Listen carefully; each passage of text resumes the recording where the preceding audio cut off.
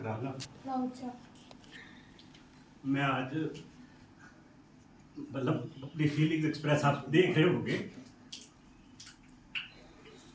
चलो बहुत बहुत शुक्राना महाराज ने इतना किया कि यहाँ हमारे घर आए। तो लास्ट ईयर की बात है, लास्ट ईयर सितंबर की बात है।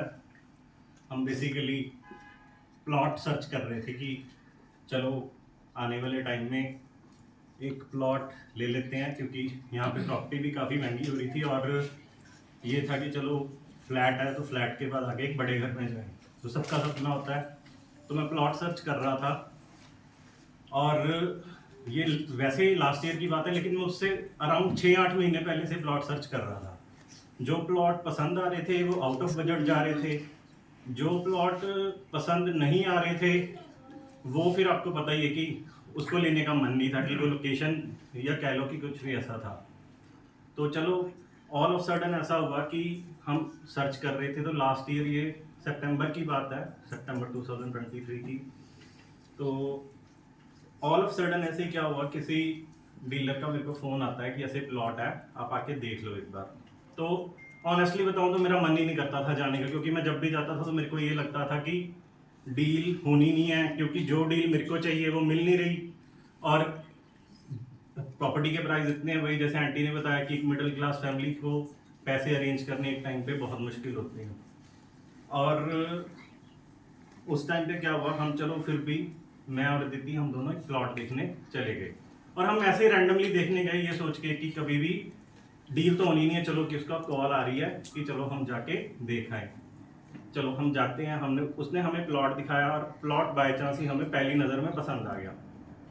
प्राइस की बात करी तो फिर वही बात कि प्राइस जो मैं एक्सपेक्ट कर चल रहा था उससे बहुत ज़्यादा।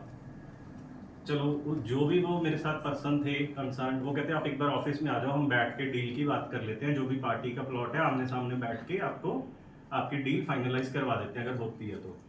मैं उनके ऑफिस में जाता हूँ, ऑफिस में जाके मैं उनसे बात करता हूँ, तो जो रेट मैं कोट करता हूँ तो वो सीधा आगे से ये बोलते हैं कि हम सॉरी, मैं इस रेट पे उस पार्टी को कॉल भी नहीं कर सकता, क्योंकि इससे 2000 रुपये ज़्यादा गज, 2000 रुपये ज़्यादा गज ऑलरेडी मैं उनको ऑफर कर चुका हूँ और उन्होंने वो प्लॉट बेचा नहीं। मैंने कहा आप एक बार बात तो करो। अदिति बाई चांस बोल के गई थी गुरुजी आज हमारी डील फाइनल करवा देना, इसने ये बोला था। आप बिलीव नहीं करोगे, वो बात करना ही नहीं चाहते थे। चलो उन्होंने, मैंने कहा बात करो, उन्होंने स्पीकर फोन ऑन करके बात करी। जो प्राइस मैंने कोट किया था, हालांकि मैं उसमें 1-2 हज़ार रुपए की और गुंजाइश रख के चल रहा था कि अगर हुआ तो मैं बढ़ा दूंगा।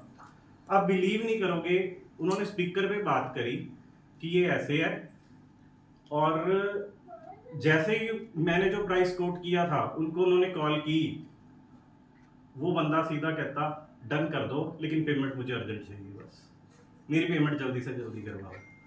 हम मतलब I was literally shocked and surprise कि ये हो क्या गया, कि अगर हम कहीं सौदा लेने में जाते हैं ना तो हम ये देखते हैं कहाँ ऑफर लगी हुई है या कहाँ है, हम वो चीज़ लेते हैं, और हम ऐसे रैंडमली गए और प्लॉट खरीद लिया। वो कहता है जी आप एक बार टोकन मनी दे दो, कुछ भी 51,000 है कुछ भी। और वो कहता है हमें इस चीज़ की हैरानगी है कि 2000 रुपये ज्यादा गज हमने इसका एक हफ्ते पहले लगवाया था, तब इसने मना कर दिया और अब ये 2000 रुपये कम में दे रहा है। तो मतलब हम खुद हैरान। फिर वही बात, उसके बाद जब हमने प्लॉट ले लिया, फाइनल कर लिया, काफी बड़ी अमाउंट थी, वो बयाना भी कर दिया मैंने, लेकिन उसके बाद जब कुछ एक अमाउंट मेरे पास कम पड़ रही थी, तो उस अमाउंट के लिए जब मैंने बैंक से लोन अप्लाई किया तो कुछ एक इशू आए उस लोन में, लोन प्रोसेस नहीं हो रहा था, क्योंकि मेरी इस प्रॉपर्टी पे भी लोन चल रहा था, तो उस वजह से बैंक मेरे को लोन देने से डिनाई कर रहा था कि आपके पास रेजिडेंशियल प्रॉपर्टी में एक ही लोन हो सकता है। तो जब मैंने वो लोन अप्लाई किया, मेरा लोन नहीं हो रहा था, क्योंकि वो बोल रहे थे कि या तो आपका ये लोन बंद हो। अब एक बंदा एक नई प्रॉपर्टी लेने जा रहा है, उसको वहां के लिए पैसे चाहिए, और इस पे मेरा अराउंड 20-22 लाख रुपए का लोन खड़ा था। तो अब वो एकदम से बंद कैसे करेगा? अगर मैंने 20-22 लाख रुपए इसका लोन पे करना है, तो फिर वही पैसे से तो मैं वो खरीद ही लूँ, उसके लिए मेरे को लोन लेने की जरूरत क्या पड़ेगी? तो रजिस्ट्री की डेट भी पास आ रही थी और मेरे पास वही फंड्स कम पड़ रहे थे। एट दी एंड हुआ क्या, रजिस्ट्री की डेट बिल्कुल पास आ गई और मेरा वही काम नहीं बना। और लिटरली अदिति को ये चीज़ पता है, इवन आंटी बैठे हुए हैं, इनको भी ये चीज़ पता है, मेरे बैंक से ही है, कि मैं कितना स्ट्रेस में था। इन्होंने भी मुझे बोला कि कोई बात नहीं, सब हो जाएगा, क्योंकि मेरे पास टाइम बहुत ज़्यादा कम था वो सारे पैसे इकट्ठे करने का। तो ऑल ऑफ सडन क्या होता है, ऑल ऑफ सडन ये होता है कि रजिस्ट्री की डेट तो मेरे पास आ जाती है बिल्कुल, लेकिन मेरा प्लान नहीं बन पाता। तो मैं गुरुजी को बोलता हूँ कि गुरुजी कुछ करो, कुछ करो। तो सबसे पहले मेरे माइंड में ये बात आती है कि मुझे 2-3-4 दिन और चाहिए हैं। तो मैं उस पार्टी से बात करता हूँ कि ऐसे ऐसे मेरे पास अभी फंड्स थोड़े से 2-4 दिन और लगेंगे, तो आप मेरे को 2-4 दिन का टाइम दे दो। आप बिलीव नहीं करोगे, वो बंदा आगे से क्या कहता है, 15 दिन ले लो। मतलब जो बंदा, यहाँ पे मैंने एक चीज देखी है कि जो डेट की आपने कमिटमेंट कर दी उस डेट पे उनको पूरी पेमेंट चाहिए, अदरवाइज आपका बयाना भी कैंसिल। वो बंदा कहता है 15 दिन ले लो, अभी हम खुद बिजी हैं, मेरे पास खुद के पास रजिस्ट्री करवाने का टाइम नहीं है। तो मेरे को एक तरह से 15 दिन और मिल जाते हैं। और आप बिलीव नहीं करोगे, ऐसा मिरेकल होता है उन 15 दिनों में कि मेरी इस प्रॉपर्टी पे जो लोन चल रहा है 20-22 लाख का, वो भी खत्म हो जाता है और मैं वो प्लॉट भी बाय कर लेता हूँ। तो मुझे नहीं पता कि वो फंड्स कहाँ से आए, कहाँ से नहीं आए, लेकिन आज हम इतना रिलैक्स फील करते हैं कि जो इसकी इंस्टॉलमेंट दे रहे थे वो भी खत्म हो गई। और सबसे बड़ी बात, हम लेने के लिए सोच रहे थे कि 100-150 गज का प्लॉट ले लेंगे, लेकिन हमें गुरुजी ने दिलाया कितना, 250 गज का प्लॉट। तो ये एक और सबसे बड़ी उनकी मेहनत।